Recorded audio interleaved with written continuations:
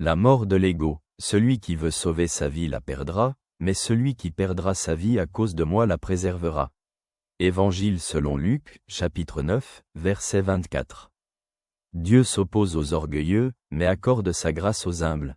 Première lettre de Saint Pierre, chapitre 5, verset 5.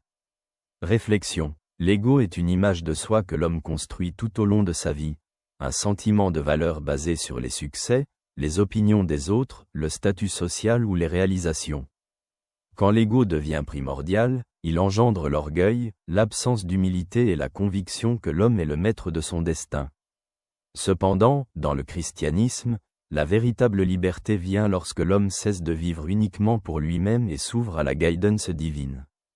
La mort de l'ego n'est pas une perte d'identité, mais un processus de purification du cœur de ce faux sentiment de grandeur.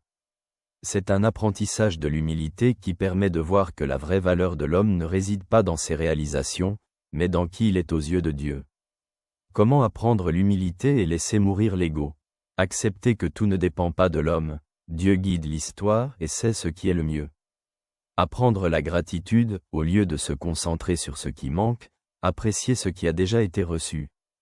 Écouter les autres et accueillir leurs perspectives, ce qui semble juste n'est pas toujours la vérité. Ne pas chercher la reconnaissance et les éloges, vivre dans la vérité est plus important que les opinions des gens.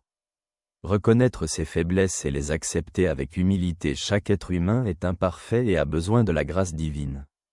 Suis-je capable de laisser mon ego et de faire confiance à Dieu?